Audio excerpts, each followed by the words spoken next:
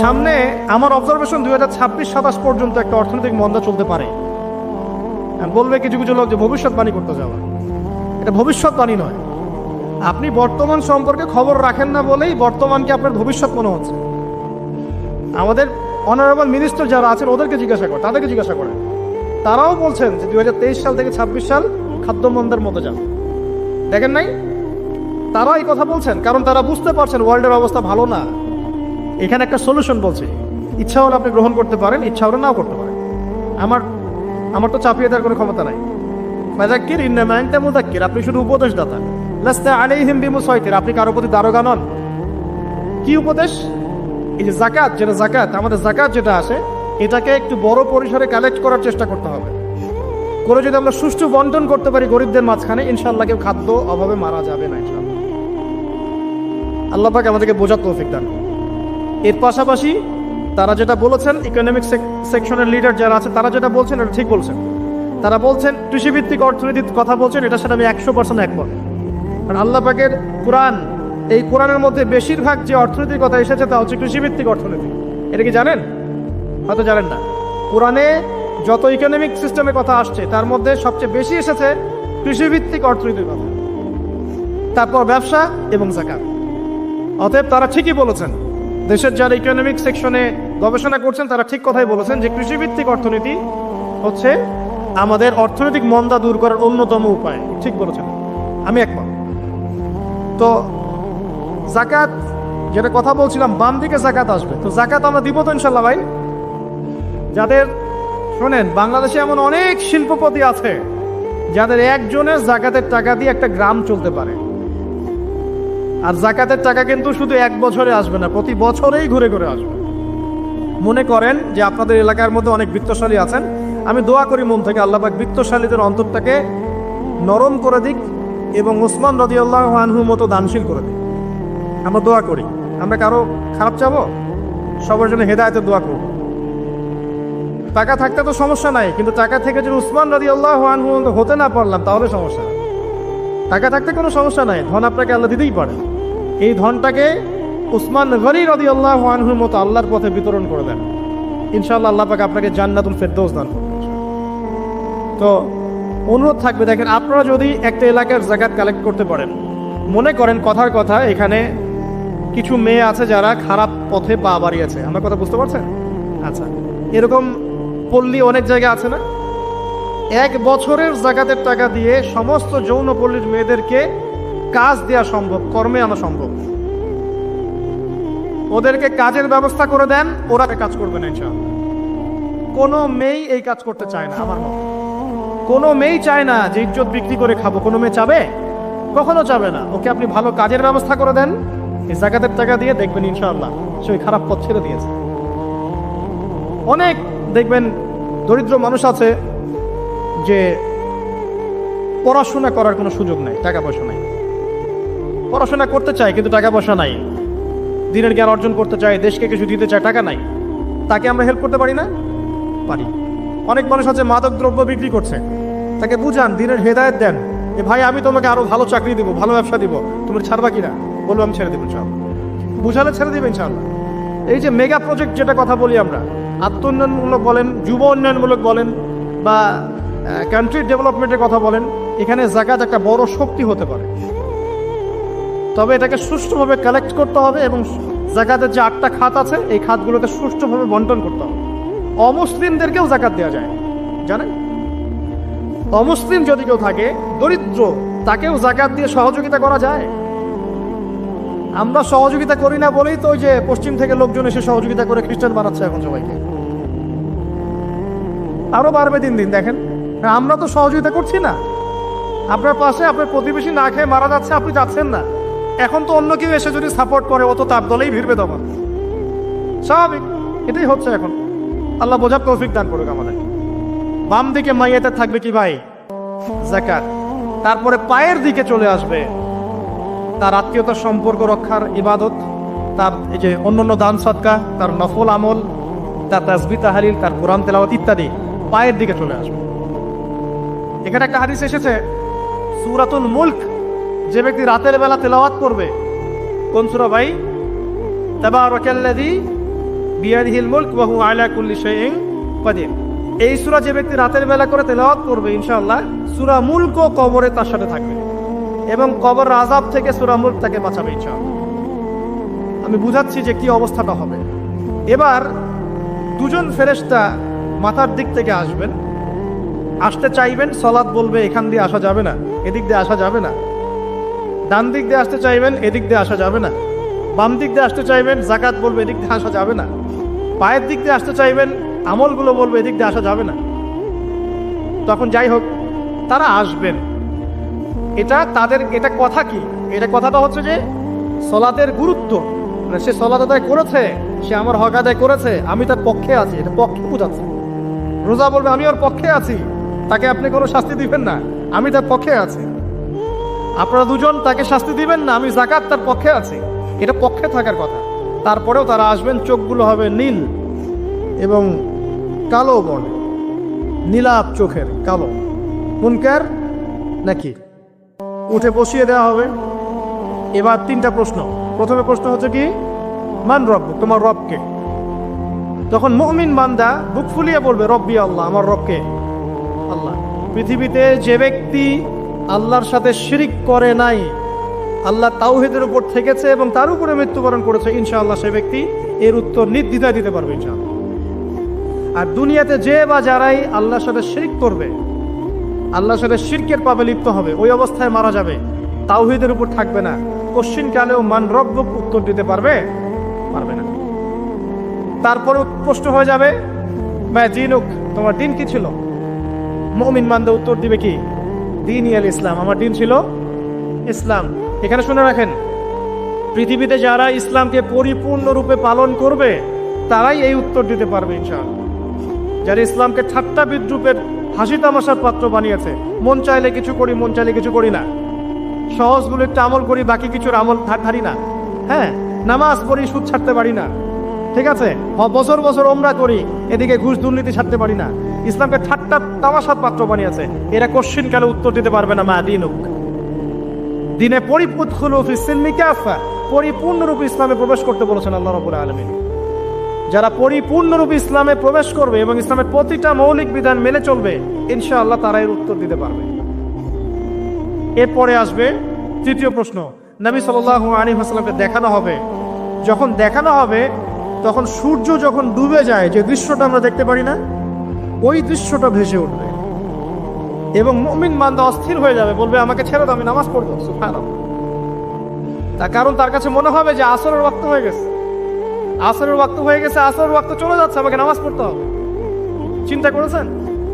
ওই যে একটা হাদিস আছে না, যে 7 শ্রেণীর মানুষকে আল্লাহ রাব্বুল আলামিন আরশের ছায়া দিবেন। তার মধ্যে এক শ্রেণীর মানুষকে যার অন্তর মসজিদের সাথে ঝুলে থাকে, তার মন মসজিদের সাথে ঝুলে ছিল, এই সূর্য ডুবে গেল বলে আমাকে ছেড়ে দাও, আমি নামাজ পড়তে যাও। তখন ফেরেশতারা বলবেন তোমাকে নামাজ পড়তে দেয়া হবে, তবে তার আগে তুমি এর উত্তর দাও। কি উত্তর? এই ব্যক্তির দিকে তাকাও। তখন নবী সাল্লাল্লাহু আলাইহি ওয়াসাল্লামকে দেখানো হবে, সাল্লাল্লাহু আলাইহি ওয়াসাল্লাম দরুদ পড়বেন। বলা হবে যে এই ব্যক্তির সম্পর্কে তোমার কি ধারণা? মান হাযা রাজুলু বুইসা ফীকুম, এই ব্যক্তি কে, যাকে তোমাদের কাছে পাঠানো হয়েছিল? মুমিন ব্যক্তি নির্দ্বিধায় বলে দিবে যে তিনি হচ্ছেন আমার নবী মুহাম্মদুর রাসূলুল্লাহ সাল্লাল্লাহু আলাইহি ওয়াসাল্লাম। দেখুন, পৃথিবীতে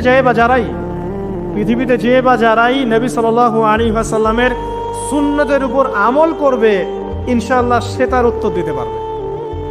দুনিয়াতে যারা নবীর সুন্নতের 5 পয়সা পরোয়া করছে না, তার আদর্শের 5 পয়সা দাম দিচ্ছে না, তারা কোশ্চিন কালে উত্তর দিতে পারবে না। নাম হতে পারে আব্দুর রহমান, আব্দুর রহিম, নবীর সুন্নতের ধার ধারে না, তারা উত্তর দিতে পারবে না। নবীর সুন্নতের গুরুত্ব কত গভীর, এটা আমাদেরকে এখান থেকে বুঝতে হবে। তাই প্রিয় যুবক ভাইরা, মুসলিম ভাইরা, আমাদের জীবনটাকে নবীর আদর্শ এবং সুন্নতে ঢেলে সাজাতে হবে। সকাল থেকে সন্ধ্যা পর্যন্ত প্রতিটা কাজ করবো কার তরিকায়? রাসূলের তরিকায়। নামাজ পড়বো তার তরিকায়, রোজা, সিয়াম, হজ, জাকাত, আমল, মুআমালাত, আখলাক সব কার তরিকায়? নবী সাল্লাল্লাহু আলাইহি ওয়াসাল্লামের তরিকা অনুযায়ী ইনশাআল্লাহ। আল্লাহ পাক তৌফিক এনায়েত করুন, আমিন। এবার ফেরেশতা দুজন জিজ্ঞাসা করবেন অবাক হয়ে যে তুমি কিভাবে এটা জানলে? তুমি কিভাবে এই 3টা প্রশ্নের উত্তর দিতে পারলে? কারণ বেশিরভাগ মানুষ তো উত্তর দিতে পারবে না, বেশিরভাগ মানুষই এই উত্তর দিতে পারবে না। কারণ কিয়ামতের মাঠে 1999 জন মানুষ জাহান্নামে যাবে। নাউজুবিল্লাহ। তো এটা কঠিন পরীক্ষা। আল্লাহ রাসূল সাল্লাল্লাহু আলাইহি ওয়াসাল্লাম বলেছেন যে নিশ্চয়ই তোমাদেরকে এখানে পরীক্ষায় ফেলা হবে, আর তোমরা যদি এই পরীক্ষা জেনে তোমাদের মৃতদেরকে দাফন করা থেকে বিরত না থাকতে, তাহলে আমি তোমাদেরকে শুনিয়ে দিতাম কবরে কেমন পরীক্ষা হয়। মানে যদি আমরা শুনতে পারতাম যে কবরে কেমন পরীক্ষা হয়, আমরা ভয়ে আমাদের মৃতদেরকে দাফন পর্যন্ত করতাম না। এটা নবীজি বলছেন সাল্লাল্লাহু আলাইহি ওয়াসাল্লাম। তাকে জিজ্ঞাসা করা হবে যে তুমি কিভাবে জানলে এটা? বেশিরভাগ মানুষ তো পারে না উত্তর দিতে। তখন সেই ব্যক্তি বলে বসবে, সেই ব্যক্তি বলবে যে করাতু কিতাব আল্লাহ, আমি আল্লাহর কিতাব এই কোরআন পড়েছি। মুমিন বলবে আমি আল্লাহর কোরআন পড়েছি, আমানতু বিহি, আমি এর উপর ঈমান এনেছিলাম, ওয়া সাদ্দাকতু, এবং সত্যায়ন করেছিলাম। সুবহানাল্লাহ। অতএব দুনিয়াতে যারা দ্বীনের জ্ঞান অর্জন করছে না, কোরআন পড়ছে না, হাদিস পড়ছে না, পড়াশোনার চেষ্টা করছে না, জানার চেষ্টা করছে না, কবরে পার পাওয়া ডিফিকাল্ট আছে। এটা একটা অন্যতম প্রশ্ন। আমরা কিন্তু মনে করি 3টা প্রশ্ন হচ্ছে, আসলে প্রশ্ন হচ্ছে কয়টা? 4টা। 3টার পরে আরো একটা এক্সট্রা। কিভাবে জানলে? তো উত্তর দিচ্ছে আমি আল্লাহর কিতাব পড়েছি, ঈমান এনেছি, সত্যায়ন করেছি। সুবহানাল্লাহ। নবী সাল্লাল্লাহু আলাইহি ওয়াসাল্লাম হাদিসের পরের অংশে বলছেন যে যখন কাফের বান্দাকে উঠানো হবে, তখন ডানেও কিছু নাই, বামেও কিছু নাই, সামনে পিছনে কিচ্ছু নাই। মাথার দিক থেকে ফেরেশতারা চলে আসবেন, উঠিয়ে বসানো হবে, প্রশ্ন করা হবে কে তোমার রব? একটাই উত্তর, লা আদরি, আমি জানি না। নাউজুবিল্লাহ। কি তোমার দিন? লা আদরি, আমি জানি না। এই যে আল্লাহর তো খবর নাই, আল্লাহ পাকের বিধান মেনে চলার কোনো খবরই নাই, পরোয়াই নাই। সে জানবে কিভাবে ইসলাম কি জিনিস? সে জানবে কিভাবে আল্লাহ কি জিনিস? ও তো আল্লাহকে চিনেই না। দিব্যি বলে বেড়াচ্ছে মহাবিশ্ব সৃষ্টি হয়েছে বিগ ব্যাং থেকে, আল্লাহ বলে কেউ নাই। মানুষ সৃষ্টি হয়েছে বান্দর থেকে। নাউজুবিল্লাহ। ওই যে ডারউইনের মতবাদ, কি থিওরি অফ এভলিউশন নাকি? হ্যাঁ, তাই তো মনে হয়। অনেক জায়গায় পড়ছি ভাই, ভুলে গেছি। যাই হোক, মানুষ তো আল্লাহকে চিনছে না। এখনো মানুষ মনে করছে যে আল্লাহ বলতে কেউ নাই। এবং এই মুক্ত চিন্তার নামে, বাক স্বাধীনতার নামে নাস্তিকতার যে চর্চাটা বেড়েছে বাংলায়, এটা আশঙ্কাজনক। বড় বড় বিশ্ববিদ্যালয় থেকে পড়ে আসছে, অনেক সময় দেখলাম বড় বিশ্ববিদ্যালয়ের প্রফেসর, সে বলছে যে মহাবিশ্ব বিগ ব্যাং দিয়ে সৃষ্টি হয়েছে, সৃষ্টিকর্তা নাই এখানে কোনো। তো মুসলিম বিজ্ঞানীর একটা কথা বলতেন যে মানুষ বিজ্ঞান সম্পর্কে অল্প জানলে নাস্তিক হয়ে যায়, আর অনেক গভীর জ্ঞান অর্জন করলে আল্লাহর কাছে আত্মসমর্পণ করে। খেয়াল করে দেখবেন, ডক্টর, ইঞ্জিনিয়ার যারা বড় বড় লেভেলে চলে গেছেন, অনেক সিনিয়র, তারা কিন্তু বেশিরভাগ নামাজি দেখবেন, নামাজ পড়ে, দান সদকা করে, সমাজ কল্যাণমূলক কাজ করে। তারা কিন্তু রোগীর সেবা করতে গেলেও বলে যে নামাজ পড়িয়েন, রোজা রাখিয়েন, তারা কিন্তু বলে। অনেক ডক্টর আমি দেখেছি এমন, যারা যত বেশি গবেষণা করে তারা তত বেশি আস্তিক হয়ে যায়। আর টুটাফাটা গবেষণা করলে নাস্তিক হয়ে যাবে। কত প্রশ্ন, ইসলামে এটা কেন, ওইটা কেন, ইসলামে বহুবিবাহ কেন, হ্যাঁ, ইসলামে কি পর্দার বিধান কেন, তারপর ইসলামে এত রেস্ট্রিকশনস, এত বাইন্ডিংস কেন, হ্যাঁ, স্বাধীনতা নাই কেন, কত প্রশ্ন। ইসলামের এগেন্স্টে কত তীর এখন ছোড়া হচ্ছে। তো এই ব্যক্তি কেমন করে উত্তর দিবে যে মাহাদিনুক, তোমার দিন কি? আল্লাহর দিকে কত প্রশ্ন ছোড়া হচ্ছে, কত শিরকের পাপ আমরা করছি, অনেক সময় মুসলিম হয়েও শিরকের পাপ করছি। কিভাবে উত্তর দিবে মান রব্বুক? 3 নাম্বার প্রশ্ন যখন করা হবে, এই ব্যক্তিকে দেখো দেখি, সে বলবে যে আমি জানি না এই ব্যক্তিকে, তবে শুনেছিলাম, মানুষের মুখে শুনেছিলাম, মানুষ যা বলতো আমি তাই বলতাম। মানে সে রাসূল সাল্লাল্লাহু আলাইহি ওয়াসাল্লামের নাম শুনেছিল হয়তোবা, কিন্তু তার সুন্নত বা আদর্শ কখনো মেনে চলে নাই, পারল না। এবার জান্নাতি ব্যক্তি হলে কি হতো?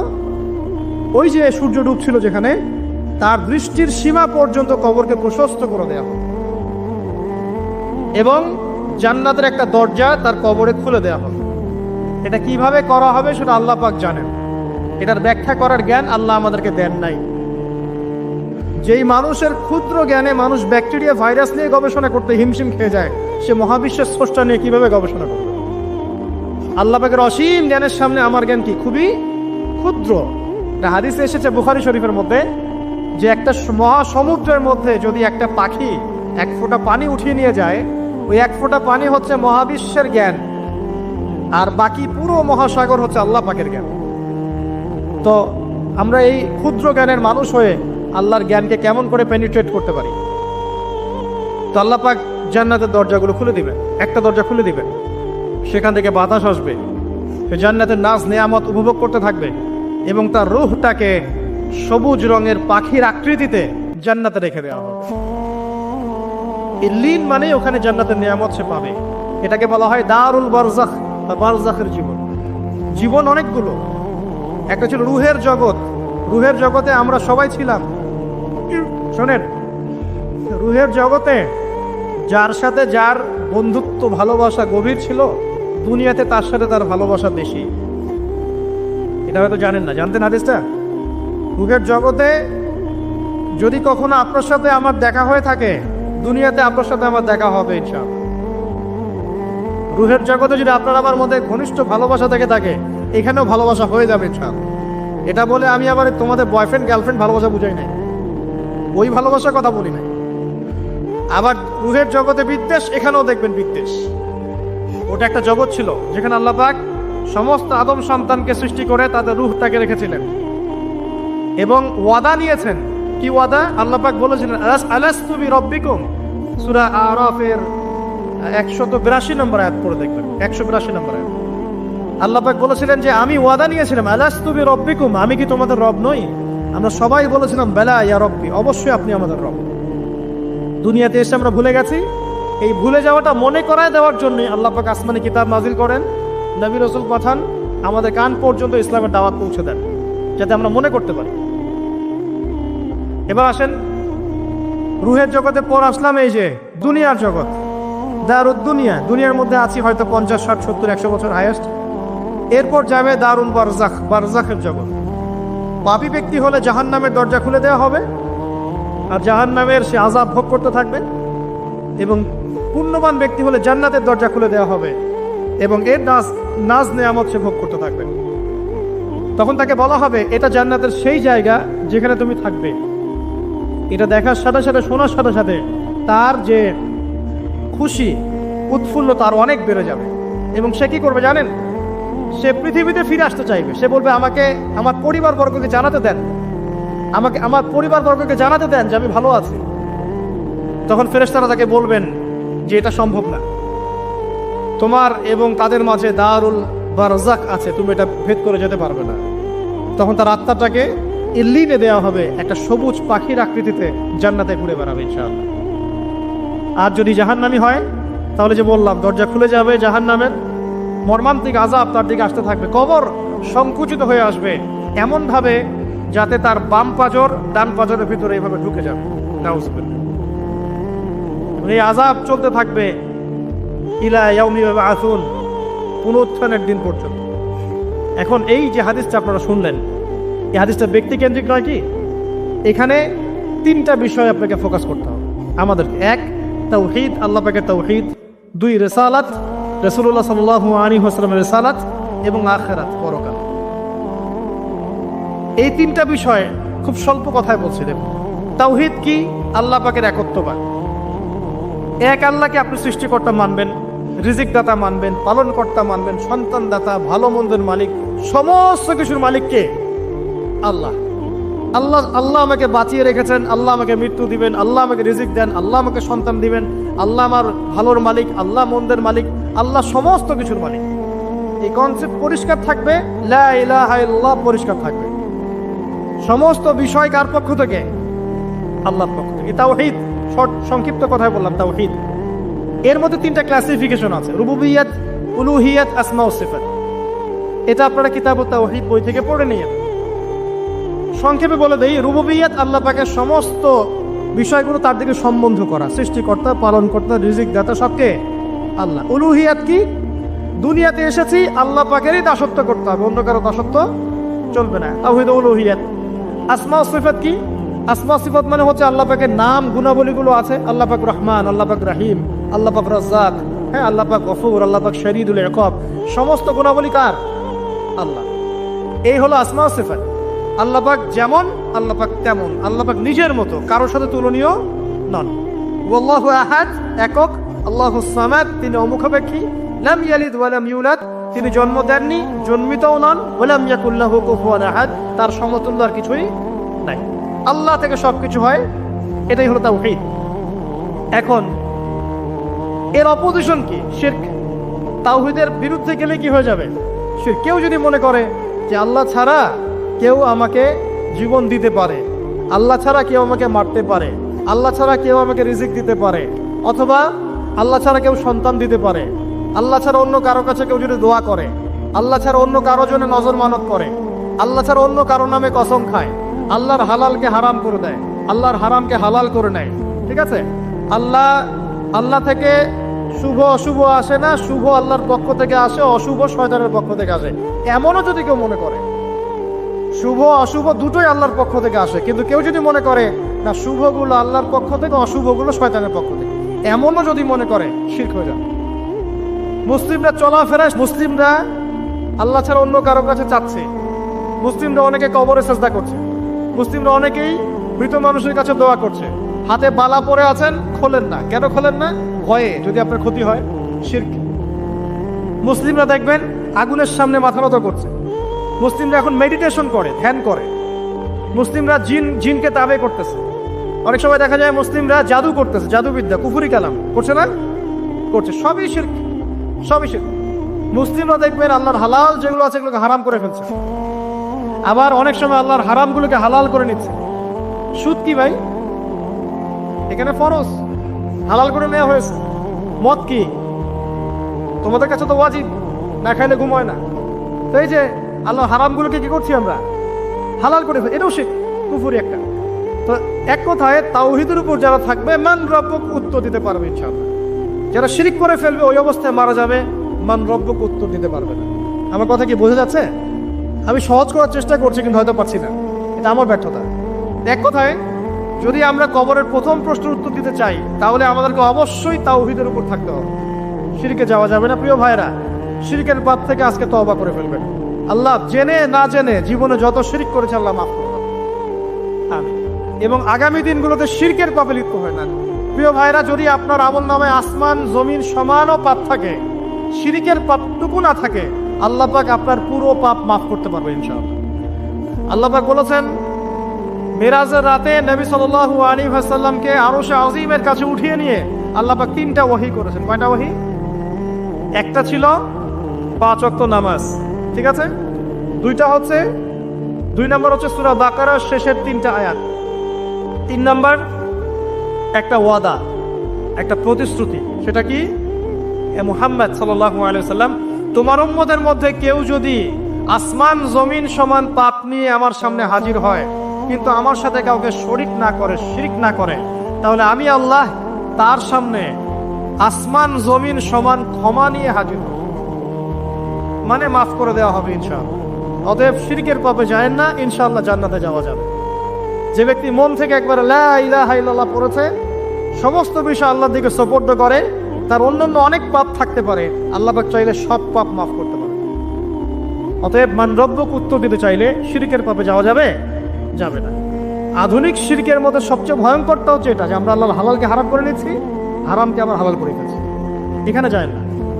সব কিছু আল্লাহ থেকে আসে, দোয়া আল্লাহর জন্য করবেন, নামাজ আল্লাহর জন্য, সবকিছু ইবাদত আল্লাহর জন্য, দিনী ইলম অর্জন আল্লাহর জন্য।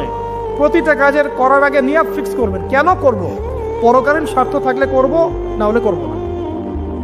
কেন তুমি টিকটকে যাবা না? কারণ পরকালীন কোনো স্বার্থ নাই। কেন তুমি ফ্রি মিক্সিং অ্যাফেয়ার্সে যাবা না? কারণ পরকালীন কোনো স্বার্থ নাই। কেন মদ খাবা না? পরকালীন কোনো স্বার্থ নাই। কেন মিউজিকে যাচ্ছ না? কারণ পরকালীন কোনো স্বার্থ নাই। কেন তুমি এই যে সুদ খাবা না? কারণ পরকালীন কোনো স্বার্থ নাই। যে কাজে পরকালীন কোনো স্বার্থ নাই সে কাজে কোনো মুমিন মুসলিম নাই। কেন নামাজ পড়বো? কারণ পরকালীন স্বার্থ আছে। কেন ওযা রাখবো? পরকালীন স্বার্থ আছে। কেন আমি হালাল বিয়ে করব, হারাম জেনায় যাব না? পরকালের স্বার্থ আছে। কেন আমি যাকাত দিব, ব্যবসা করব, সুদ খাবো না? কারণ পরকালের স্বার্থ আছে। কেন ইসলামের দাওয়াত দিব? পরকালের স্বার্থ আছে। কেন হাদিস প্রচার করব? কারণ পরকালের স্বার্থ আছে। ইসলামের জন্য সবর করব কেন? পরকালের স্বার্থ আছে। পরকালের স্বার্থ যেখানে, মুসলিম সেখানে। পরকালীন স্বার্থ নাই, আমরা নাই। প্রত্যেকটা কাজ করার আগে নিয়াতটা ফিক্স করতে হবে, পরকালের কোনো স্বার্থ আছে? যদি বলে হ্যাঁ আছে, তাহলে করবে। স্বার্থ নাই, আমি নাই। কোন ফুজুল কি বাত বা ফাহেসা কোনো কাজ, এসব কাজে আমরা নাই, বিকজ এগুলোতে কোনো পরকালীন স্বার্থ নাই। ব্যাস, আমাদের জীবনের প্রতিটা মোমেন্ট, প্রতিটা সেকেন্ড আল্লাহর দেয়া দান। আমি নিজের ইচ্ছা মতো এটাকে অপব্যয় করতে পারি না। হ্যাঁ, আপনি মিউজিক শুনতে চান, আপনি সং পছন্দ করেন, আপনি নাশিদ শোনেন, ইসলামিক নাশিদ শোনেন, ওখানে আপনার ইমান একটু দীপ্ত হবে, পরকালীন স্বার্থ আছে। আপনি নিজের যৌন চাহিদাকে দমন করতে পারছেন না, হালালভাবে বিয়ে করে নেন। বিয়ে করার পর আপনি যত ইচ্ছা স্ত্রীকে মহব্বত করেন, প্রত্যেকটা মহব্বতে নেকি পাবেন। এমনকি স্ত্রীর দিকে নেক নজরে তাকাবেন, তাতেও নাকি। তার মুখে খাবার তুলে দেবেন, তাতেও নাকি। তার হাত ধরে হাঁটবেন, তাতেও নাকি। তাকে নিয়ে রাত্রে চাঁদ দেখবেন, তাতেও নাকি। আপনি আপনার নিয়তটাকে চেঞ্জ করেন, কাজের ডাইরেকশন চেঞ্জ করেন। পরকালের স্বার্থ থাকলে করবো, না হলে করবো না। আপনি পছন্দ করেন ঘুরে বেড়াতে, আল্লাহর দিনের দায়ী হয়ে ঘুরে বেড়ান না, সমস্যা কি? আল্লাহর জমিন ঘুরে দেখেন, এইসব অবান্তর কাজে লিপ্ত না থাকে আল্লাহ পাকের নিদর্শনগুলো ঘুরে দেখেন, আপনার ইমান বাড়বে ইনশাআল্লাহ। আপনার সংস্কৃতি ভালো লাগে, ইসলামিক সংস্কৃতি মেনে চলেন। আপনি কবিতা লিখতে ভালোবাসেন, ইসলামিক কোনো কবিতা লেখেন। আপনি উপন্যাস পড়তে ভালোবাসেন, ইসলামিক কোনো উপন্যাস পড়েন। আমি বলছি না এগুলোর বাইরে কোনো পড়াশোনা করা যাবে না, এমনটা আমি কিন্তু বলছি না। আমি বলছি আপনি আপনার পুরো কাজটাকে আগে ফিক্স করবেন পরকালের কোনো স্বার্থ আছে কি নাই। যদি হ্যাঁ দেখা যায় হ্যাঁ পরকালের স্বার্থ ঠিক আছে, অবশ্যই করেন, কোনো সমস্যা নেই। আল্লাহ বোঝার তৌফিক দান করুন। তো দেখুন প্রিয় ভাইরা, শিরকের পাপে যাওয়া যাবে না। এই শিরকের পাপ না থাকলে আমল নামায় ইনশাআল্লাহ আমরা জান্নাতে যাব এবং কবরের উত্তর দিতে পারবো ইনশাআল্লাহ। মান রব্বুক, উত্তর পাস ইনশাআল্লাহ। তারপরে কি? মাদিনু। এক কথায় ইসলামের অনেক বিধিবিধান আছে, নামাজ, কালিমা, সওম, যাকাত, হজ সব আছে। আমর বিল মারুফ, নাহি আনিল মুনকার, পিতামাতার খেদমত, প্রতিবেশীর অধিকার, স্ত্রীর অধিকার, তারপরে সন্তানদের অধিকার, যাকাত, সবকিছু আছে। এখন যদি ইসলামে কিছু অংশকে মেনে নেন, কিছু অংশকে না মানেন, এটা কিন্তু কুফরি। ইসলামে কিছু অংশকে মানছেন, কিছু অংশকে মানছেন না, এটা কিন্তু কুফরি। ইসলামের পরিপূর্ণ বিধানটাকে যদি মেনে চলেন ইনশাআল্লাহ আযজা ওয়া জাল আপনি মাদিনক উত্তর দিতে পারবেন। আপনি আমল করতে পারেন না পারেন, মনে করেন আপনি আমল করতে পারছেন না, কিন্তু আপনি আকীদা পোষণ করছেন যে হ্যাঁ ইসলামে যা আছে আমি সবকিছু মেনে চলি, কিন্তু হয়তো আমল করতে গিয়ে আমি পারছি না। আমি হয়তো নামাজ 5 ওয়াক্ত পড়তে হয়, আমি জানি, আমি মানি, কিন্তু আমার মাঝে মাঝে মিস হচ্ছে, মাঝে মাঝে আমি জামাত মিস করে ফেলছি। আপনি মানেন যে সওম রাখতে হয়, মাঝে মাঝে আপনার সওম মিস হয়ে যাচ্ছে, কিন্তু আপনি বিশ্বাস করেন যে হ্যাঁ আপনি সওম রাখতে হয়, আপনার আকীদা ঠিক আছে। আসলে বাস্তবতা এমন নয়। যারা কোরআন আমরা টুকটাক পড়তে জানি, তাদের মধ্যে কত পার্সেন্ট কোরআনের অর্থ বোঝে? এই আল্লাহ পাকের কিতাব আমার হাতে আছে, এই কিতাবের অর্থ কতজন বোঝে? এটা একটা চ্যালেঞ্জ। যারা কোরআন পড়তে জানি আমরা, তাদের প্রতি চ্যালেঞ্জ, দেখেন তাদের মধ্যে কত পার্সেন্ট মানুষ কোরআনের অর্থ বলতে পারবে। আর অর্থটা যে জানা জরুরি, এই বিষয়টাও আমরা এখন জনগণকে বোঝাতে ব্যর্থ হচ্ছি। কোরআনের অর্থটা যে বোঝাটা জরুরি, এটা বোঝাতেও ব্যর্থ হচ্ছে। কারণ আমরা সবাই প্রত্যেক হরফে 10 নেকি পেতে চাই। কোরআন তেলাওয়াত করলে প্রত্যেক হরফে 10 নেকি হবে, এই তো। তো এই কনসেপ্ট যখন আমার মাথায় ঢুকে গেছে, আমি ওখানে নিজেকে থামিয়ে দিয়েছি। অর্থ বুঝে গবেষণা করলে এবং কোরআন কেন্দ্রিক জীবন ব্যবস্থা গড়লে যে আরো বেশি নেকি হয়, এটা আমার মাথায় নাই। প্রত্যেক হরফে 10 নেকি তো আপনি পাবেন তেলাওয়াত করলে, কিন্তু অর্থ বুঝে এর ভিতরে ঢুকলে, গবেষণা করলে এর মূল স্বাদটা পাওয়া যায়, এটা আমরা বুঝতে পারছি না। দেখবেন বেশিরভাগ মানুষ কোরআনের অর্থটা জানে না। আবার আমরা যারা টুকটাক ভাঙাচোরা অর্থ জানি, তারা আবার দেখবেন কোরআনের সমস্ত আদেশ মেনে চলতে পারছি না এবং কোরআনের সমস্ত নিষেধও বর্জন করতে পারছি না। সমস্যা কিন্তু এখানেও থেকে গেছে।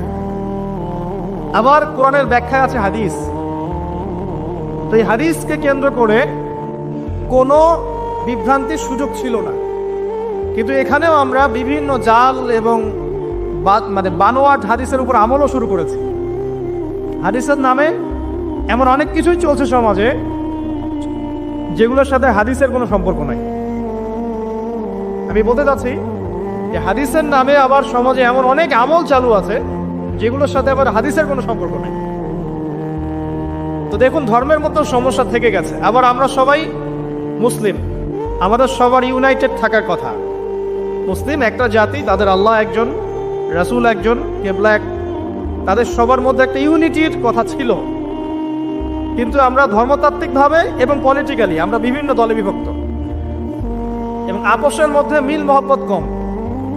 বাইরে হয়তো আমরা বলি যে আমি একজন ধর্মতাত্ত্বিক দলের সদস্য, সে আরেকটা ধর্মতাত্ত্বিক সংগঠনের সদস্য, সে আরেকটা মানহাজ ফলো করে, সে আরেক জামায়াতের, সে আরেক তরিকার ইত্যাদি। আমরা সবাই এক, যদি আমরা বাইরে এই কথাটা বলি, কিন্তু অন্তর থেকে কিন্তু আমাদের এই বিষয়টা আসছে না। যদি আসতো, যদি আমরা ভিতর থেকেই ঐক্যবদ্ধ হতে পারতাম, তাহলে উম্মার আজকে এই অবস্থা হতো না। তো দেখুন, ধর্মকেন্দ্রিক অনেক প্রবলেম থেকে গেছে এখন। আবার আল্লাহ রাসূল সাল্লাল্লাহু আলাইহি ওয়াসাল্লাম হাদিসের মধ্যে এবং আল্লাহ পাক কোরআনের মধ্যে ধর্ম নিয়ে বাড়াবাড়ি করতে নিষেধ করেছে। ধর্ম নিয়ে বাড়াবাড়ি করো না, তোমরা নিজেরা ধর্ম পালন করো। তা আমরা নিজের ধর্ম যতটা না পালন করি, অন্যের ধর্মের দিকে আঙ্গুলটা তার চেয়ে বেশি তুলি। আমরা আগে নিজের রিলিজনটাকে ঠিক মতো পালন করি, দেখবেন সমাজ ঠিকই পরিবর্তন হয়ে গেছে ইনশাআল্লাহ। তো আমি একটা ধর্ম পালন করি বলে অন্য ধর্মের মানুষের প্রতি বিদ্বেষ পোষণ করতে হবে বা তাদের উপর ঘৃণার মনোভাব প্রকাশ করতে হবে, এটা আল্লাহ পাক শেখান নাই, তার রাসূল শেখান নাই। আল্লাহ এবং তার রাসূল কি শিখিয়েছেন? ইসলামের সত্য বিষয়টাকে আপনি সবার সামনে উপস্থাপন করবেন। যার ইচ্ছা হবে সে কবুল করবে, যার ইচ্ছা হবে সে অস্বীকার করবে। যার যার কবরের শেষে যাবে, যার যার হিসেব শেষে দিবে। চাপিয়ে দেওয়ার সিস্টেমটা ইসলামের মধ্যে নাই। এখন আসেন, পরিবারের আপনাকে ফেতনা কিছু বললাম। অর্থনীতির জীবনে যাবেন, ব্যবসা বাণিজ্যের মধ্যে যান, দেখেন বেশিরভাগ কালোবাজারি করছে, সিন্ডিকেট করছে, মজুদদার মাপে কম দিচ্ছে, জনগণকে ঠকাচ্ছে, করছে না? ইকোনমিক্যাল ফেতনা। তারপরে আপনি আরো দেখবেন ইকোনমিক সেক্টরে রিবা ভর্তি, সুদ। রিবা মানে কি? সুদ, রিবা দিয়ে ভর্তি। ঘুষ ছাড়া কাজ হচ্ছে না, ঠিক আছে? অন্যের সম্পদ আত্মসাৎ না করলে আমাদের পেটের ভাত হজম হচ্ছে না। ওই যে দুর্নীতি বলেন, ঘুষ বলেন, রিবা বা সুদ বলেন, হ্যাঁ, তারপরে কালো বাজারি বলেন, কালো টাকা সাদা করার টেন্ডেন্সি বলেন, পাচার বলেন, সবগুলো অর্থনৈতিক ফিতনা। এগুলো হচ্ছে কি? অর্থনৈতিক ফিতনা। আর বিশ্বের ফিতনা তো পরে, ওটা তো বলার অপেক্ষা রাখে না। মানে বিশ্বের সবচেয়ে বড় ফিতনা ছিল দ্বিতীয় বিশ্বযুদ্ধ। তার আগে একটা হয়েছে প্রথম বিশ্বযুদ্ধ, যেখানে প্রায় কয়েক কোটি মানুষ মারা গেছে, আর সেকেন্ড ওয়ার্ল্ড ওয়ারে আরো বেশি মানুষ মারা গেছে। তো এখন বিশ্বকে ঠেলে দেওয়া হচ্ছে একটা থার্ড ওয়ার্ল্ড ওয়ারের দিকে। মানে যে কোনো সময় একটা তৃতীয় বিশ্বযুদ্ধের আশঙ্কা করছেন এখনকার যারা মিলিটারি অ্যাফেয়ার্স নিয়ে পড়াশোনা করেন, ওয়ার্ল্ড অ্যাফেয়ার্স নিয়ে পড়াশোনা করেন, তারা এগুলো বলতে পারবেন ভালো। বিশ্বকে একটা খাদ্য মন্দার দিকে ঠেলে দেওয়া হচ্ছে, বিশ্বকে একটা দুর্ভিক্ষের দিকে ঠেলে দেওয়া হচ্ছে। এবং মহামারীর মধ্য দিয়ে অলরেডি কিন্তু আমাদের বিভিন্ন দেশের ইকোনমিক অবস্থা ভালো না। তার উপরে খাদ্য সংকট, তার উপরে যে বৈশ্বিক যুদ্ধগুলো, আমদানি রপ্তানি বন্ধ হয়ে যাচ্ছে, তেল গ্যাসের দাম বেড়ে যাচ্ছে, জনগণ হাহাকার করছে।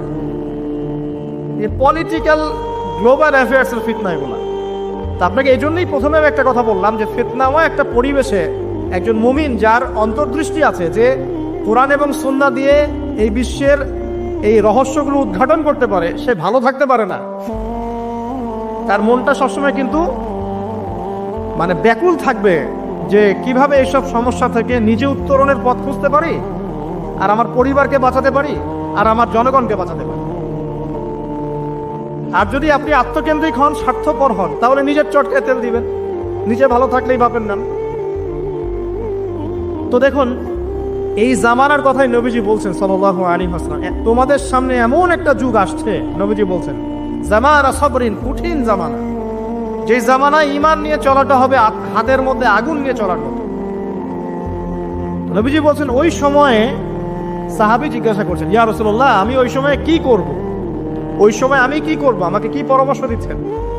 নবী সাল্লাল্লাহু আলাইহি ওয়াসাল্লাম বলছেন, হে আমর ইবনে আস, তুমি ওই সময় বাড়িতে অবস্থান করো, বাসায় থাকো, বিনা প্রয়োজনে বাড়ির বাইরে এসো না। ওই সময় তুমি নিজের পাপের জন্য আল্লাহর কাছে ক্রন্দন করতে থাকো, বিনা প্রয়োজনে বাড়ির থেকে বের হয়েও না। আর মানুষের সাথে এত বেশি মেলামেশা করো না, নিজে তোমার আমল তোমার গুনাহ নিয়ে ব্যস্ত থাকো, তোমার পাপের জন্য আল্লাহর কাছে কান্নাকাটি করো, ইনশাল্লাহ তুমি নাজাত পেয়ে যাবে। এটা একটা অপশন। ফিতনাময় পরিবেশে আপনি কিভাবে বাঁচবেন এটা একটা অপশন। আরেকটা হাদিসে কি নবী সাল্লাল্লাহু আলাইহি ওয়াসাল্লাম বলছেন যে যখন এমন ফিতনাময় পরিবেশ আসবে তখন যদি তোমরা এই আমর বিল মারুফ নাহি আনিল মুনকার, সৎ কাজের আদেশ অসৎ কাজের নিষেধ, আমার সুন্নতের উপর অটল থাকতে পারো, তাহলে তোমরা 50 জন শহীদের নেকি পাবে। সাহাবায়ে কেরাম বলছেন, ইয়া রাসূলুল্লাহ আমিনহুম আও মিন্না, তাদের মধ্যে 50 জন নাকি আমাদের মধ্যে 50 জন শহীদ? নবী করিম সাল্লাল্লাহু আলাইহি ওয়াসাল্লাম বলছেন, বাল মিনকুম, বরং তোমাদের মধ্যে 50 জন শহীদ। এটা অপশন নাম্বার 2। এক কি বললাম, আপনি নিজেকে নিয়ে ব্যস্ত থাকেন, বাসায় থাকেন, বিনা প্রয়োজনে বাড়ির থেকে বের হবেন না, মানুষের সাথে কম মেলামেশা করেন এবং নিজের পাপের জন্য আল্লাহর কাছে কান্নাকাটি করেন, নিজের আমল নামা নিয়ে ব্যস্ত থাকেন, ইনশাআল্লাহ নাজাত পাবেন। 2 নাম্বার, যদি আপনার কাছে আরো বেশি যোগ্যতা থাকে এবং আপনি আরো বেশি সাহসী হন এবং আপনি উম্মার দেশের জনগণের কল্যাণ কামনা করেন, তাহলে অন্যদেরকেও এই ফিতনাময় পরিবেশে টিকে থাকার ফর্মুলা বলে দেন। এখানে সবর করেন, আমর বিল মারুফ নাহি আনিল মুনকারের কাজ করেন, আল্লাহ পাক আপনাকে ইনশাআল্লাহ 50 জন শহীদ সাহাবী নেকি দিবেন। আরো অপশন আছে। কি অপশন? ওই যে আসহাবুল কাহফ কি করেছিল, একটা ফিতনাময় পরিবেশ থেকে নিজেরা আস্তে করে সরে গিয়েছে।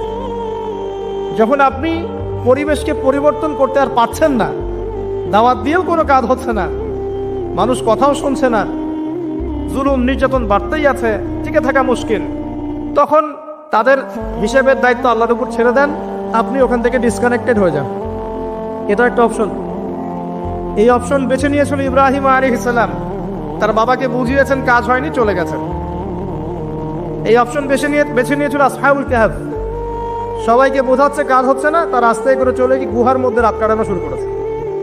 এমনও হাদিস পড়েছি আমি যে ফিতনাময় পরিবেশে সবচেয়ে সৌভাগ্যবান হবে ওই শ্রেণীর মানুষ যারা দেখা যাবে যে পাহাড়ি কোনো এলাকায় বা দূরবর্তী কোনো জায়গায় বসবাস করছে, যেখানে বৃষ্টিপাত হয়, গরু ছাগল মেষ বকরি এগুলো নিয়ে ওখানে চড়ায়, যখন আজানের সময় হয়, নামাজের ওয়াক্ত হয়, আজান দেয়, নামাজ পড়ে, দুনিয়ার ফিতনা থেকে এরা দূরে আছে, এরা সফল। এমনও হাদিস আছে। হয়তো আপনার কাছে মনে হচ্ছে না এখন ওই যুগ আসে নাই, কিন্তু আমি আপনাকে বলে দেই যে কোরআন এবং সুন্নাহর চোখ দিয়ে যদি আপনি দেখতে শেখেন এবং বর্তমান বিশ্বের প্রেক্ষাপটটা অ্যানালাইসিস করার যোগ্যতা আপনি অর্জন করেন কোরআন সুন্নাহর চোখ দিয়ে, আপনি বুঝতে পারবেন সেই সময় অনেক আগেই চলে এসেছিল। এখন ফিতনা এবং ফাসাদময় এই পরিবেশে আমরা কি করতে পারি, ছোট স্কেলে, বড় স্কেলে না, ছোট স্কেলে। আমি আজকে বড় বিষয় নিয়ে কথা বলতে আসি না, কারণ আমি চিন্তা করলাম যে আসলে প্রথমে যদি ব্যক্তিকেন্দ্রিক বিষয়টা ঠিক না হয়, বড় বিষয় আলোচনা করে কোনো লাভ নাই। আগে ব্যক্তি যদি ঠিক না হয়, বড় বিষয় আলোচনা করে আসলে কোনো লাভ নাই, আপনারা বুঝবেনও না, মাথার উপর দিয়ে চলে যাবে। এখন গ্লোবাল অ্যাফেয়ার্স নিয়ে কথা বলে খুব একটা ফায়দা নাই আপনাদের। এখন ইকোনমিক পুরো এই সুদভিত্তিক সিস্টেম আপনি চেঞ্জ করতে পারবেন না, এবং পুরো যে তাগুতি ব্যবস্থা আপনি চেঞ্জ করতে পারবেন না। আপনি কি করতে পারবেন? আপনি নিজেকে পরিবর্তন করতে পারবেন, আপনার পরিবারকে পরিবর্তন করতে পারবেন। এতটুকু আপনার পক্ষে এখন পর্যন্ত সহজ, ঠিক না? ঠিক কথা। এটা আপনি এখন করতে পারবেন। তো এটার ফর্মুলা কি? ফর্মুলা ঘাটতে গিয়ে আল্লাহ পাক আমার মাথার মধ্যে একটা হাদিস নিয়ে এসে দিলেন। কারণ আমি বিশ্বাস করি যে আপনারা বলছেন মৌলানা আল্লামা, আমি আসলে এমন কিছু নই, এই কথাগুলো আসলে আমার সাথে যায় না। আমি নিতান্তই একজন ছোট মানুষ এবং তালেবে ইলম, জ্ঞানের পথের পথযাত্রী। আর আমি তালেবে ইলম হয়ে থাকতে চাই। আমি মুফতি হই, আমি মুহাদ্দিস, মুফাসসির বা এই যে শব্দগুলো আপনারা বলছেন, এমন কিছুই নয়। বিশ্বাস করবেন না ভাই, আল্লাহ যে আছে ভাই, আল্লাহ পাক সত্যিই আছেন। এই যে আমরা একটা কনফিউশনে থাকি না, আল্লাহকে দেখা যায় না, ফেরেশতাকে দেখা যায় না, আসমানি কিতাবগুলো দেখি নাই, নবীকে দেখি নাই, সত্যি কি আল্লাহ আছে? যখন নাস্তিকরা কিছু উদ্ভট যুক্তিতর্ক উপস্থাপন করে মানুষ কনফিউজড হয়ে যায়, আল্লাহ কি আছে সত্যি সত্যি? সত্যি এরকম বিগ ব্যাং থেকেই নাকি সব সৃষ্টি হয়েছে? মহাবিশ্বের সবকিছু কিভাবে চলছে? বহু মানুষ দিন দিন নাস্তিক হয়ে যাচ্ছে, বড় বড় ডিগ্রি সার্টিফিকেট নিয়ে আসছে, নাস্তিক হয়ে যাচ্ছে, হচ্ছে না? একটা কনফিউশন থ্রো করা হয়েছে।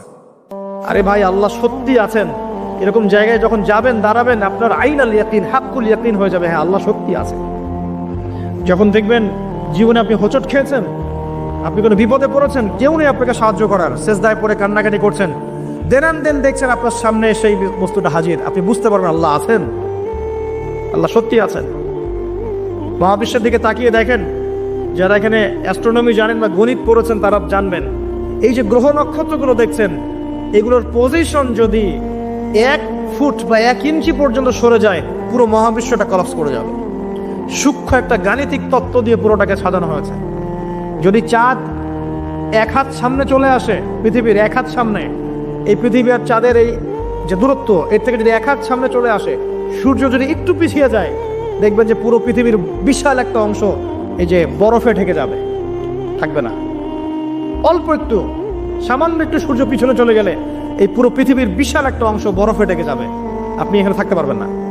আর সূর্য যদি একটু সামনে চলে আসে, পৃথিবীর একটা বড় অংশ মরুভূমি হয়ে যাবে, থাকতে পারবেন না আপনি। এত সূক্ষ্মভাবে কে এটাকে ফাংশন করলো বলেন? এরপরেও মানুষ আল্লাহকে বিশ্বাস করে না। হামজা রাদিয়াল্লাহু আনহু কবরের সামনে দাঁড়াবেন, উহুদের শহীদদের কবরের সামনে দাঁড়াবেন, আপনার নাকের মধ্যে জান্নাতের ঘ্রাণ পাবেন ইনশাআল্লাহ। যারা বিশ্বাস করে ওদেরকে পাঠিয়ে দাঁড় করিয়ে ওকে জিজ্ঞাসা করেন পাও কিনা। আসেন, সে সারা বিশ্বটাকে শাসন করবে, এটা সত্য, তবে এটা চিরস্থায়ী হবে না। কখন শাসন করবে? নবী সাল্লাল্লাহু আলাইহি ওয়াসাল্লামের ভবিষ্যৎবাণীগুলো অনুযায়ী আসন্ন সময়টাতে একটা মালহামা হবে। মালহামাটা কি? মালহামা মানে মহাযুদ্ধ, গ্রেট ওয়ার, মানে এমন যুদ্ধ যে যুদ্ধে অনেকগুলো রাষ্ট্র একত্রিত হয়ে যাবে। প্রায় 80টা ফ্ল্যাগের কথা এসেছে এখানে। ফ্ল্যাগ মানে আমার এস্টিমেট এটা হচ্ছে রাষ্ট্র, কারণ একটা ফ্ল্যাগ একটা রাষ্ট্রের প্রতীক বহন করবে। কিভাবে হবে? ওই যে ইরাকের ফোরাত নদীকে কেন্দ্র করে, এর ব্ল্যাক গোল্ড বা সোনার পাহাড়কে কেন্দ্র করে। তারপর কি? তারপরে এই যুদ্ধের শেষের দিকে গিয়ে মুসলিমদের বিজয় হবে ইনশাআল্লাহু আযজা ওয়া জাল্লা, এবং তাদেরকে আল্লাহ পাক একজন নেতা দিবেন। সে নেতার নাম হবে মুহাম্মদ বিন আব্দুল্লাহ। কি নাম হবে? মদিনা থেকে মক্কায় আসবেন। মদিনা থেকে তিনি মক্কায় আসবেন। মক্কায় মাকাম ইব্রাহিম আর এই যে আমাদের কাবা ঘর, এর মাঝখানে তিনি দাঁড়াবেন। তার যারা ফলোয়ার্স থাকবে তারা সেখানে তার হাতে বায়াত নেবে। তিনি বায়াত নিতে চাবেন না, তিনি নেতৃত্ব চাবেন না, মানুষ জোর করে তাকে নেতৃত্ব দিবে। আল্লাহ পাকের নেতারা এমনই হন, তারা নেতৃত্ব চায় না, মানুষ জোর করে দেয়। কথা বুঝতে পারছেন না? আল্লাহ পাকের মনোনীত যারা, তারা মানুষের কাছে চেয়ে নেয় না, মানুষ তাকে জোর করে দেয়। কারণ মানুষ জানে যে এই ব্যক্তি ভালো, সে অ্যাভয়েড করে। যেমন আবু যার রাদিয়াল্লাহু আনহুকে নবী সাল্লাল্লাহু আলাইহি ওয়াসাল্লাম বলেছেন, হে আবু যার, তুমি দায়িত্ব চেয়ে নিও না। হে আবু যার, তুমি দায়িত্ব চেয়ে নিও না, কারণ তুমি যদি দায়িত্ব চেয়ে নাও, এরপরে তোমাকে দায়িত্ব দেওয়া হয়, তাহলে আল্লাহর পক্ষ থেকে তোমাকে সাহায্য করা হবে না। আর যদি তুমি দায়িত্ব অ্যাভয়েড করো, দায়িত্ব না চাও, মানুষ জোর করে তোমাকে দায়িত্ব দেয়, আল্লাহ তোমাকে সাহায্য করবে ইনশাআল্লাহ। এই দেখেন, আবু বকর রাদিয়াল্লাহু আনহু, তিনি কি দায়িত্ব চেয়ে নিয়েছিলেন? ওমর রাদিয়াল্লাহু আনহুকে বলেছেন যে আমাকে ভোট দাও, আমি ভালো মানুষ, বলেছিলেন? মানুষ তাকে দায়িত্ব দিয়েছে। দেখেন, 10 বছর তিনি বিশ্ব শাসন করেছেন। একটা রাখাল এবং একটা রাখালের এই যে কি বলবো ছাগল, তারাও না খেয়ে মারা যায় নাই 10 বছরে, একটাও না। তার শাসন নিয়ে কথা বলতে গেলে তো সারা রাত পার হয়ে যাবে। শুধু একটা ন্যায় বিচারের উদাহরণ দিচ্ছি। তার নিজের ছেলে একটা অন্যায় করেছে, নিজের ছেলে হয়তোবা মদপান করেছে অথবা জেনা করেছে, আল্লাহু আ'লাম। হুদুদের অপরাধ, যে অপরাধ করলে শাস্তি হয় প্রকাশ্যে। মদপান করলে ইসলামের শাস্তি হচ্ছে 40টা বেত্রাঘাত, আর জেনা করলে, অবিবাহিত হলে শাস্তি হচ্ছে 100 বেত্রাঘাত। তোমরা যারা এখন জেনা করেছো বা করছো, এখানে উপস্থিত আছো বা এই লেকচার শুনবে, ছেলে বা মেয়ে যেই হও না কেন, তোমাদের ঘাড়ের উপরে একটা জেনার জন্য 100 বেত্রাঘাতের শাস্তি ঝুলে আছে। এই কথা তো কলেজের মধ্যে পৌঁছালো না। একবার জেনা করেছো, তোমার কাঁধের উপরে 100 বেত্রাঘাতের শাস্তি ঝুলে আছে এখনো, এবং 1 বছরের নির্বাসন তোমার জন্য ঝুলে আছে। সূরা নূরের 1 থেকে 4 নম্বর আয়াত পড়ে দেখবে। আর যারা বিবাহিত ব্যক্তি, যে দেবর ভাবি জেনা করেছেন, দুলাভাই শালি জেনা করেছেন, হ্যাঁ, এই প্রতিবেশীর স্ত্রীর সাথে জেনা করেছেন, অমুক কর্মকর্তার স্ত্রীর সাথে জেনা করেছেন, আপনারা পৃথিবীতে বেঁচে থাকার অধিকার হারিয়ে ফেলেছেন। কারণ একজন বিবাহিত ব্যক্তি যদি জেনা করে, তার একটা শাস্তি ইসলামে, সেটা হলো রজম, তাকে কোমর পর্যন্ত মাটিতে পুঁতে ফেলে পাথর নিক্ষেপ করে হত্যা করতে হবে, এটা ইসলামের বিধান। এই বিধান এখন চালু করা যাবে না। এই বিধান এখন পৃথিবীর কোথাও আছে বলে আমাদের জানা নাই। হয়তো অল্প কিছু জায়গায় থাকতে পারে, এটা আল্লাহর ইচ্ছা। বেশিরভাগ জায়গায় এইসব বিধান নাই, কিন্তু আল্লাহ পাকের আসমানে এই বিধান আছে। জমিনে এইসব বিধান নাই ঠিকই, বাট আল্লাহ পাকের আসমানে এই বিধান আছে। মৃত্যু হয়ে গেলেই শাস্তি ভোগ করবে যদি তওবা না করে মারা যায়। তবে যদি আপনারা তওবা করেন, এই শালি তুমি যদি তওবা করো, দুলা ভাই যদি তওবা করে, এই দেবর যদি তওবা করে, ভাবি যদি তওবা করে, আল্লাহ পাক রাতের অন্ধকারের তওবা আল্লাহ পাক কবুল করতে পারেন। শোনেন ভাই, কয়েকটা কারণে ইসলামে মানুষকে হত্যা করা জায়েজ। একটা হচ্ছে হত্যার বদলে হত্যা। কেউ যদি কাউকে হত্যা করে, তাকে হত্যা করতো, ঠিক যেমন আমাদের আদালত এটা করে না, খুন করেছে ফাঁসি দেয় না, সেম জিনিস।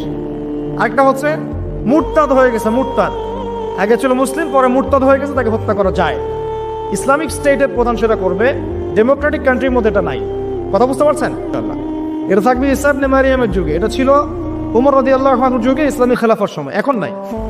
আচ্ছা, তবে তাদের বাঁচার সুযোগ আছে, তাদের বেঁচে থাকার সুযোগ আছে। মনে করেন কেউ কাউকে হত্যা করেছে, এসে পরিবারবর্গকে বলছে যে আমার ভুল হয়ে গেছে, আমাকে মাফ করে দেন, আমি আপনার সন্তানকে হত্যা করেছিলাম, আমি মুক্তিপণ রক্তপণ দিতে রাজি আছি। এখন যদি পিতা মাতা বলে ঠিক আছে রক্তপণ দিয়ে দাও, আমরা মাফ করে দিলাম, তাহলে এর বাঁচার অধিকার আছে, বেঁচে থাকতে পারবে। বুঝতে পারছি আমি? অপশন আছে। আবার কেউ যদি মুরতাদে করে স্টেটমেন্ট দিচ্ছে, ইসলাম মানি না, কোরআন মানি না, সুন্নাহ মানি না বলছে, ওকে আপনাকে বন্দি করে জেলখানায় রাখতে হবে এবং তাকে আপনাকে শর্ত দিতে হবে, তুমি কি জেনে শুনে সজ্ঞান এটা বলছো না ফিরে আসবে কথা থেকে। সে যদি বলে আমি আমার কথা থেকে ফিরে আসলাম, আমি আসলে এগুলো বলেছিলাম, এখন ফিরে আসলাম, আমি তওবা করলাম, তার বেঁচে থাকার অধিকার আছে। বাট কিন্তু একজন বিবাহিত ব্যক্তি যদি জেনা করে ফেলে, নাউজুবিল্লাহ, যে দেবর ভাবি শালিদুল্লাহ ভাই তোমরা শোনো, যদি বিবাহিত কোনো ব্যক্তি জেনা করে ফেলে, সে যদি খাস তওবা করে আল্লাহ পাকের কাছে, আল্লাহ পাক যদি তার সমস্ত গুনাহ মাফ করে দেন, তারপরেও যদি তার এই মামলাটা ইসলামিক কোর্টে চলে আসে, তাহলে তাকে রজম করতেই হবে, বেঁচে থাকার অধিকার নাই। আমি দলিল দিচ্ছি, শোনেন। নবী সাল্লাল্লাহু আলাইহি ওয়াসাল্লামের একজন সাহাবী, মহিলা সাহাবী, তিনি পাপ করে ফেলেছেন। কি করেছেন? জেনা করে ফেলেছেন, বিবাহিত ব্যক্তি ছিলেন। নবীর কাছে এসে বলছেন, ইয়া রাসূলুল্লাহ তাহিরনি, আমাকে পবিত্র করুন, আমি অন্যায় করেছি। নবী সাল্লাল্লাহু আলাইহি ওয়াসাল্লাম বলছেন, মুখ ফিরিয়ে নিচ্ছে, একবার ডান দিকে মুখ ফিরাচ্ছেন, একবার বাম দিকে মুখ ফিরাচ্ছেন। নবী শুনতে যাচ্ছেন না, কারণ এটা কোর্টে চলে আসলেই বিপদ। নবীজি বলছেন, বাসায় যাও, বাসায় যাও, তওবা করো, আল্লাহর কাছে তওবা করো, আল্লাহ মাফ করে দিবে। বাসায় চলে যাও, বাসায় চলে যাও, তওবা করো, আল্লাহ মাফ করে দিবে। সে মহিলা বলছে, না ইয়া রাসূলুল্লাহ, আমি অনেক বড় অন্যায় করেছি, আমাকে পবিত্র করুন। আপনি পবিত্র না করেন তাহলে পরকালে আল্লাহ আমাকে শাস্তি দিবেন, আমাকে পবিত্র করুন। নবী সাল্লাল্লাহু আলাইহি ওয়াসাল্লাম শেষে বলছেন, তুমি কি এমন কোনো কাজ করেছো? সুরমা দানি থেকে সুরমা বের করার সময় আমরা যেভাবে বের করে চোখে দিই, এমন কোনো কাজ কি করেছো? বুঝতে পারছেন? বোঝেন নাই? তোমরা কি ফিডার খাও নাকি? তাহলে সুরমা দানি থেকে সুরমা বের করার সময় আমরা যেভাবে বের করি, তুমি কি এমন কোনো কাজ করেছো? সাহাবী মাথা নাড়িয়ে বলছেন, হ্যাঁ এমন কোনো কাজ করেছে। এবার নবী সাল্লাল্লাহু আলাইহি ওয়াসাল্লাম বললেন, বাসায় যাও, তুমি গর্ভবতী হয়েছ, হ্যাঁ, বাচ্চা খালাস করো, তারপরে এসো, তোমার বিচার করে দেওয়া হবে ইনশাআল্লাহ। সেই মহিলা বাসায় ফিরে গেল, তওবা করতে থাকলো, তার গর্ভের সন্তান বড় হতে লাগলো। এক পর্যায়ে সন্তান জন্ম হলো। সন্তান জন্ম হওয়ার পর সে এসে বলছে, ইয়া রাসূলুল্লাহ, এই যে কোলের বাচ্চা, এই যে 3 দিন আগে 4 দিন আগে হয়েছে সন্তান, আমাকে এখন পবিত্র করে দিন, আমাকে শাস্তি দিয়ে পবিত্র করুন। নবী সাল্লাল্লাহু আলাইহি ওয়াসাল্লাম বাচ্চা দিকে তাকিয়ে বলছেন যে এই বাচ্চাকে দুধ পান করাতে হবে, 2 বছর এই বাচ্চাকে দুধ পান করাবে, বাচ্চা যখন শক্ত কিছু খাওয়া শিখবে তখন এসো, তখন বিচার করে দেব। তিনি পাঠিয়ে দিলেন। 2 বছর পর এই মহিলা আবার এসে হাতে এই যে কোলের বাচ্চা, রুটি আছে, বাচ্চার হাতে একটা কি আছে? রুটি, বাচ্চা রুটি খেতে পারে। এবার তিনি নবী সাল্লাল্লাহু আলাইহি ওয়াসাল্লামকে বলছেন, ইয়া রাসূলুল্লাহ, এই যে আমার বাচ্চা এখন রুটি খেতে পারে, আমাকে এখন পবিত্র করুন। নবী সাল্লাল্লাহু আলাইহি ওয়াসাল্লাম একজন মুসলিমকে বললেন, এই বাচ্চার দায়িত্ব কে নিতে পারবে? একজন মুসলিম সাহাবী বললেন যে আমি নিব ইয়া রাসূলুল্লাহ। তখন তার হাতে বাচ্চাকে সুপর্দ করা হলো। বাচ্চাকে সুপর্দ করার পর এই মহিলাকে নিয়ে যাওয়া হচ্ছে এবং সাহাবীকে বলা হলো, অন্যান্য সাহাবীদেরকে বলা হলো তোমরা এই মহিলাকে নিয়ে যাও, নিয়ে গিয়ে রজম করো, অর্ধেক মাটিতে পুঁতে ফেলে পাথর নিক্ষেপ করে হত্যা করো। এবার সাহাবীরা এই কাজ করছেন। খালিদ বিন ওয়ালিদ রাদিয়াল্লাহু আনহু, বিখ্যাত বীর সাহাবী, তিনি তখন মুসলিম হয়েছেন এবং অনেক যুদ্ধের নেতৃত্ব দিচ্ছেন। তিনি একটা পাথর নিক্ষেপ করেছেন। এই পাথরের নিক্ষিপ্ত পাথরের আঘাতে রক্তের ফিনকি ছিটকে এসে খালিদ বিন ওয়ালিদ রাদিয়াল্লাহু আনহুর এই যে কাপড়ের মধ্যে পড়েছে। তখন খালিদ বিন ওয়ালিদ রাদিয়াল্লাহু আনহু তিনি বলছেন, ছি, আমার কাপড়ে একজন ব্যভিচারী নারী রক্ত পড়লো, এরকম একটা স্টেটমেন্ট তিনি করেছেন। তখন নবী সাল্লাল্লাহু আলাইহি ওয়াসাল্লাম রাগ করে বলেন, এ খালিদ, তুমি থামো। তুমি জানো এই মহিলা অন্যায় করার পর এমন তওবা আল্লাহর কাছে করেছে, এত বেশি তওবা সে আল্লাহর কাছে করেছে, এত বেশি তওবা আল্লাহর কাছে করেছে বিগত এই সময়গুলোতে, এই তওবা যদি পুরো মদিনাবাসীর মধ্যে ভাগ করে দেওয়া হয় তবুও কম হবে। এবং সেই মহিলা এখন জান্নাতে আছে, জান্নাতে নদীতে সাঁতার কাটছে। ইনশাআল্লাহ আমি বুঝাতে পারলাম কিনা, এই মহিলাকে আল্লাহ পাক মাফ করে দিয়েছেন, তিনি জান্নাতে আছেন ঠিকই, দুনিয়াতে তার বিচার নবীজি করেছেন তারপরেও।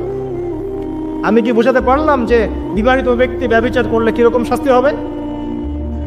এরপরেও যারা এখন ওই জেনার অপরাধে লিপ্ত আছেন, অবিবাহিত হন আর বিবাহিতই হন, আল্লাহর ওয়াস্তে আজকে গভীর রাত্রে গিয়ে তওবা করবেন, রাত্রেবেলা ওযু করবেন, জায়নামাজে দাঁড়াবেন। তোমরা কি মনে করো যে গার্লফ্রেন্ডকে নিয়ে হোটেলে রাত কাটানোই জানা? তুমি যে তার হাত ধরে ঘুরছো এটাও জানা, তুমি তার সাথে কফি খাচ্ছ এটাও জানা করছো, তুমি নোট এক্সচেঞ্জ করতে গিয়ে ওর সাথে যে প্রেমের লেটার্স এই করছো এটা জানা করছো, রাত্রেবেলা রাত জেগে কথা বলছো জানা করছো, তুমি ওর দিকে খারাপ নজরে তাকাচ্ছ জানা করছো, তুমি ওর সাথে যা যা করছো সবই জানা হচ্ছে। আর আমরা তো এখন এটাকে ফ্যাশন মনে করি। আমরা মনে করি যে ছেলে মেয়ে একসাথে পড়বে, কোনো সমস্যা নাই, কোনো সময় এটা এগিয়ে যাওয়ার যুগ। এটা এখন কি নিজের ইজ্জত সম্ভ্রম বিসর্জন দিয়ে এগিয়ে যেতে হবে? এটাকে আমরা এগিয়ে যাওয়া বলছি। অথচ যদি প্রাপ্তবয়স্ক, গভর্নমেন্টের আইনে কি আছে 21 বছর না ছেলেদের, 21 বছর, আর মেয়েদের কত 21-18 হওয়ার পরেও যদি কেউ বিয়ে করতে চায়, সমাজ তাকে মেনে নিতে যাচ্ছে না। সমাজ বিয়েটাকে কঠিন করছে, জেনাকে সহজ করছে। যত বেশি বিয়েকে কঠিন করবেন জেনা তত বাড়তে থাকবে। আর বিয়ের সময় দেখা যায় মনে হয় যে মেয়ের বাবা মেয়েকে বিক্রি করছে, আর ছেলের বাবা হচ্ছে একটা মেয়ে কিনছে। মেয়ে বিক্রি করার সময় মোহর দিচ্ছে 10 লাখ 15-20 লাখ, ম্যাডাম মেয়েটাকে বিক্রি করা হচ্ছে। আর ছেলে যে যৌতুক নিবে এবারে নিচ্ছে 10 লাখ 20 লাখ যৌতুক নিচ্ছে এখান থেকে। তো এই যে একটা জাহেলিয়াত চলছে, মানে আইয়ামে জাহিলিয়াত কোথায়? আইয়ামে জাহিলিয়াত তো এখানেই। আমি তো চোখে দেখি এই বিশ্বটা আইয়ামে জাহিলিয়াতের যুগ। কে বলেছে যে আবু জাহেলের যুগটাই আইয়ামে জাহিলিয়াত ছিল? আইয়ামে জাহিলিয়াতে শিরক ছিল, এখনকার বিশ্বে রন্ধ্রে রন্ধ্রে শিরক আছে। আইয়ামে জাহিলিয়াতের মধ্যে সুদ ছিল, সুদ, এখন সারা বিশ্বের রন্ধ্রে রন্ধ্রে সুদ। আইয়ামে জাহিলিয়াতে মাদক ছিল, মাদক, এখনকার দেখেন যে বর্ডার এলাকা না, এগুলা দেখবেন বর্ডার এলাকায় মাদক দিয়ে ভর্তি। শুধু এখানকার সমস্যা না, যে কোনো জায়গার বর্ডারেই সমস্যা। মাদক দ্রব্য খাচ্ছে মুসলিমরাই, সে জানে না একবার মাদক দ্রব্য সেবন করলে 40 দিন নামাজ কবুল হয় না। কেউ যদি মাদক দ্রব্য সেবন করে এবং এই অবস্থায় সে মৃত্যুবরণ করে, রাসূলুল্লাহ সাল্লাল্লাহু আলাইহি ওয়াসাল্লাম বলেছেন তাকে আল্লাহ পাক তিনাতুল খাবাল পান করাবে। সাহাবীরা জিজ্ঞাসা করছেন, তিনাতুল খাবাল কি ইয়া রাসূলুল্লাহ? নবীজি বলছেন এটা জাহান্নামের রক্ত, মাংস, পুজের একটা মিশ্রণ, একটা পানীয়। আমরা কি খেতে চাই? আজকে থেকে তওবা করবেন, কোন রকম মাদক দ্রব্যের সাথে সংশ্লিষ্ট থাকবেন, আল্লাহ পাক হেফাজত করুন, আমিন। আইয়ামে জাহিলিয়াতে মাদক ছিল, এখনো সেটা আছে। গোত্রীয় হানাহানি ছিল, এখনো আছে। আইয়ামে জাহিলিয়াতে নারীর অবমাননা ছিল, এখন অলিতে গলিতে নারীর অবমাননা হচ্ছে। কোথায় মেয়ের স্বাধীনতা, কোথায় মেয়ের ইজ্জতের স্বাধীনতা আছে? একজন বড় ক্ষমতাধর ব্যক্তিও তার স্ত্রীকে রাস্তায় একা ছাড়তে সাহস পাচ্ছেন না এখন, না জানি কি হয়ে যায় রাস্তা ছাড়লে। তাহলে কোথায় নারীর স্বাধীনতা? কি বুঝাচ্ছেন? যখন একজন মুসলিম নারী খাস পর্দা করে বাসা থেকে বের হচ্ছে, ওর দিকে বাঁকা চোখে তাকাচ্ছেন যে কেন পর্দা করবে, কেন পিছিয়ে যাচ্ছে, এরা মৌলবাদী, এরা সন্ত্রাসী, এইসব কথা কেন বলছেন? আপনার আমার মা বোন যদি খাস পর্দায় থাকে, ওদের ইজ্জত আপনি সুরক্ষিত থাকবে ইনশাআল্লাহ তাআলা। হ্যাঁ, আমরা এটা বিশ্বাস করি যে আল্লাহ রাব্বুল আলামিন যে বিধানটা দিয়েছেন এর মধ্যে চূড়ান্ত কামিয়াবি আছে, এর বাইরে কোনো কামিয়াবি নাই। তবে এটা স্বীকার করছি যে বোরখা, জুব্বা, দাড়ি টুপি রেখেও এক শ্রেণীর মানুষ অন্যায় করে, অবশ্যই অন্যায় করে। কিছু মানুষের অন্যায়ের কারণে পুরো ইসলামকে কলুষিত করতে হবে কেন? আমি স্বীকার করছি যে বোরখা পরেও কিছু মানুষ খারাপ কাজ করে। আমি স্বীকার করছি দাড়ি টুপি পাগড়ি জুব্বা নিয়েও মানুষ খারাপ কাজ করে না? তো কিছু মানুষের খারাপ কাজের কারণে কি আমরা পুরো ইসলামটাকে কলুষিত করবো নাকি? আল্লাহ পাক বিধান দিয়েছেন পর্দা, প্রিয় মা বোন পর্দা অবশ্যই করবেন। আপনার পোশাকটা এমন হবে না যে পোশাকটা পরেও আপনার দেহের কাঠামো বোঝা যায়, এটা চলবে না। আপনার পোশাকটা এমন হবে না যে পোশাকটা পরলে বাহির থেকে ভিতরের অঙ্গ প্রত্যঙ্গ দেখা যায়। আপনার পোশাক এমন হবে না যে পোশাকটা পুরুষের পোশাকের সাথে সাদৃশ্য আছে। আবার এমন পোশাকও পরা যাবে না যেটা অমুসলিমদের পোশাকের সাথে সাদৃশ্য আছে। আপনার দিন আপনার জন্য, তাদের দিন তাদের জন্য। তাকওয়ার পোশাক, এখানে একটা কথা না বললেই নয়। মহাকাশে মানে মহাবিশ্বে সর্বপ্রথম আমাদের পিতা আর মাতা আদম এবং হাওয়া আলাইহিস সালাম, তাদেরকে কিন্তু নগ্ন করে দিয়েছিল কে জানেন? শয়তান। আল্লাহ পাক বলেছেন ওয়ালা তাকরাবা হাযিহিস শাজারা, তোমরা এই গাছের কাছে যাবে না। যখনই ইবলিস প্ররোচনা দিয়েছে ফালাম্মা যাকাশ শাজারা, যখনই তারা গাছের কাছে গিয়েছেন বাদাত লাহুমা সাওআতিহিমা, তাদের লজ্জাস্থানটা উন্মুক্ত হয়ে গেছে, পোশাক খুলে পড়ে গেছে। আমাদের পিতা মাতাকে মহাবিশ্বে নগ্ন করে দিয়েছে কে? ইবলিস। তাহলে এখন দুনিয়াতে যারা মুসলিমদের গা থেকে কাপড় খুলে ফেলতে যায়, এরা কার এজেন্ট?